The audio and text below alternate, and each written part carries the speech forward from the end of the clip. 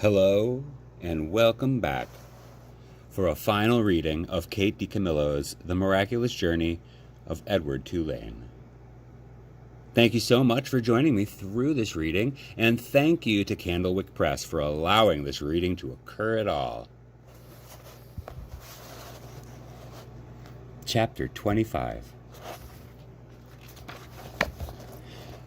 Technically, of course, he was not alone. Lucius Clark's shop was filled with dolls. Lady dolls and baby dolls, dolls with eyes that opened and closed, and dolls with painted-on eyes, dolls dressed as queens, and dolls wearing sailor suits. Edward had never cared for dolls. He found them annoying and self-centered, twittery and vain. His opinion was immediately reinforced by his first shelf-mate, a China doll with green glass eyes and red lips and dark brown hair. She was wearing a green satin dress that fell to her knees. "What are you?" she said in a high-pitched voice when Edward was placed on the shelf next to her. Let's try that again. "What are you?" she said in a high-pitched voice when Edward was placed on the shelf next to her. "I'm a rabbit," said Edward. The doll let out a small squeak. "Oh, you're in the wrong place," she said. "This is a shop for dolls, not rabbits." Edward said nothing. "Shoo," said the doll. "I would love to shoo," said Edward, "but it is obvious that I cannot." After a long silence, the doll said, "I hope you don't think that anyone is going to buy you." Again, Edward said nothing. "The people who come in here want dolls, not rabbits. They want baby dolls or elegant dolls, such as myself, dolls with pretty dresses, dolls with eyes that open and close." "I have no interest in being purchased," said Edward. The doll gasped. "You don't want somebody to buy you?" she said. "You don't want to be owned by a little girl who loves you?" Sarah Ruth, Abilene. Their names went through Edward's head like notes of a sad, sweet song. "I have already been loved," said Edward. "I have been loved by a girl named Abilene. I have been loved by a fisherman and his wife and a hobo and his dog. I have been loved by a boy who played the harmonica and by a girl who died." "Don't talk to me about love," he said. "I have known love." This impassioned speech shut up Edward's shelfmate for a considerable amount of time.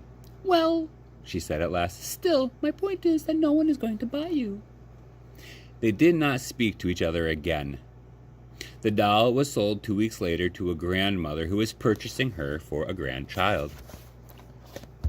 "Yes," she said to Lucius Clark, "that one right there, the one with the green dress, she's quite lovely." "Yes," said Lucius, "she is, isn't she?" And he plucked the doll from the shelf. "Goodbye and good riddance," thought Edward. The spot next to the rabbit stayed vacant for some time.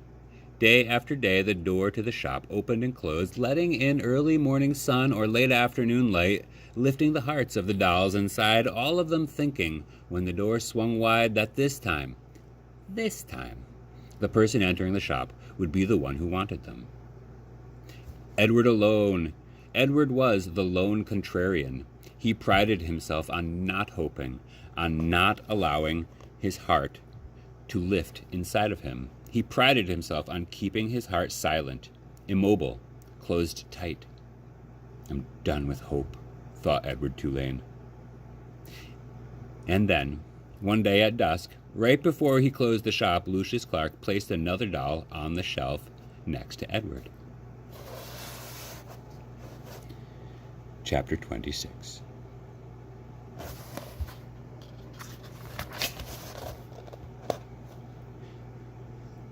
"There you are, milady. Meet the rabbit doll," said Lucius.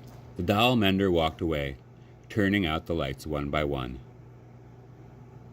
In the gloom of the shop, Edward could see that the doll's head, like his, had been broken and repaired. Her face was, in fact, a web of cracks. She was wearing a baby bonnet. "How do you do?" she said in a high, thin voice. "I'm pleased to make your acquaintance." "Hello," said Edward. "How long have you been here?" "Months and months," said Edward, "but I don't care. One place is the same as another to me." "Oh, not for me," said the doll. I have lived 100 years, and in that time I have been in places that were heavenly and others that were horrid. After a time you learn that each place is different, and you become a different doll in each place too. Quite different. 100 years? Said Edward. I am old. The doll mender confirmed this. He said, as he was mending me, that I am at least 100 years old. Edward thought about everything that had happened to him in his short life. What kind of adventures would you have if you were in the world for a century? The old doll said, I wonder who will come for me this time. Someone will come. Someone always comes. Who will it be? I don't care if anyone comes for me, said Edward. But that's dreadful, said the old doll. There's no point in going on if you feel that way. No point at all. You must be filled with expectancy. You must be awash in hope. You must wonder who will love you, whom will love you next. I am done with being loved, Edward told her. I am done with loving. It's too painful. Pish, said the old doll. Where is your courage? Somewhere else, I guess, said Edward. You disappoint me, she said. You disappoint me greatly. If you have no intention of loving or being loved, then the whole journey is pointless. You might as well leap from this shelf right now and let yourself shatter into 1,000,000 pieces. Get it over. Get it all over now. I would leap if I was able, said Edward. Shall I push you? Said the old doll. No, thank you, said Edward to her. Not that you could, he muttered to himself. What's that? Nothing. The dark in the doll shop was now complete. The old doll and Edward sat on the shelf and stared straight ahead. You disappoint me, said the old doll. Her words made Edward think of Pellegrina, of warthogs and princesses, of listening and love, of spells and curses. What if there was somebody waiting to love him? What if there was somebody who he could love again? Was it possible? Edward felt his heart stir. No, he told his heart, not possible, not possible. In the morning, Lucius Clark came in and unlocked the shop. Good morning, my darlings, he called out to them. Good morning, my lovelies. He pulled up the shades on the windows. He turned on the lights over his tools. He switched the sign on over the door to open. The first customer was a little girl with her father. Are you looking for something special? Lucius Clark said to them. Yes, said the little girl. I am looking for a friend. Her father put her on his shoulders as they walked slowly around the shop. The girl studied each doll carefully. She looked Edward right in the eyes. She nodded at him. Have you decided, Natalie? Yes, she said. I want the one in the baby bonnet. Oh, said Lucius Clark, you know that she is very old. She is an antique. She needs me, said Natalie firmly. Next to Edward, the old doll let out a sigh. She seemed to sit up straighter. Lucius came and took her off the shelf and handed her to Natalie. And when they left, when the girl's father opened the door for his daughter and the old doll, a bright shaft of early morning light came flooding in, and Edward heard quite clearly, as if she were still sitting next to him the old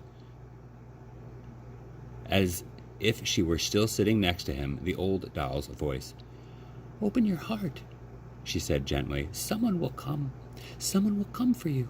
But first you must open your heart. The door closed. The sunlight disappeared. Someone will come. Edward's heart stirred. He thought, for the first time in a long time, of the house on Egypt Street, and of Abilene winding his watch, and then bending toward him and placing it on his left leg, saying, I will come home to you. No, no, he told himself, don't believe it. Don't let yourself believe it. But it was too late. Someone will come for you. The China Rabbit's heart had begun, again, to open.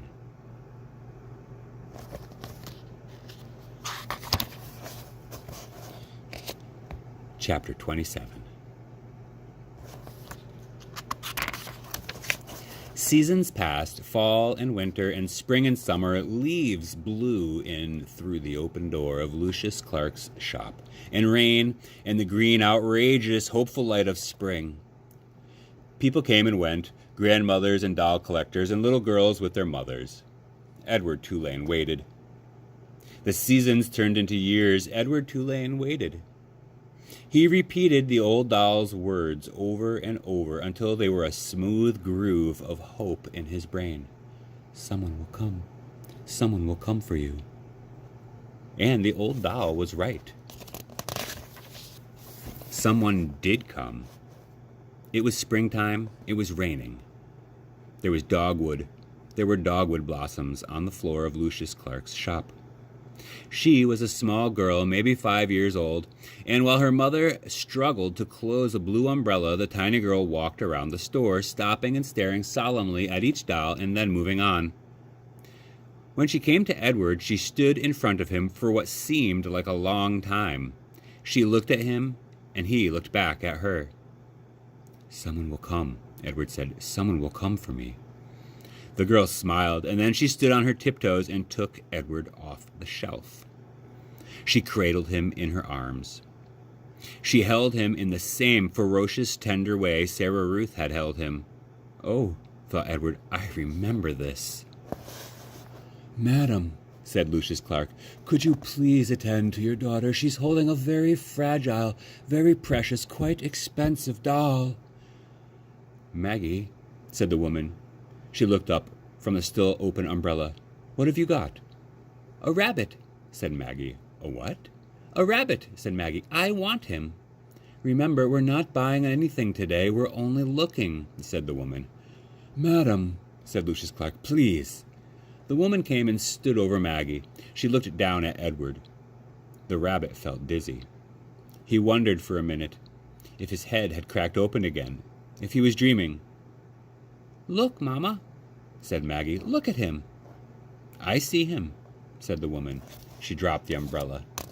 She put her hand on the locket that hung around her neck, and Edward saw that it was not a locket at all. It was a watch, a pocket watch. It was his watch. "Edward?" said Abilene. "Yes," said Edward. "Edward," she said, again, certain this time. "Yes," said Edward. "Yes, yes, yes! It's me!"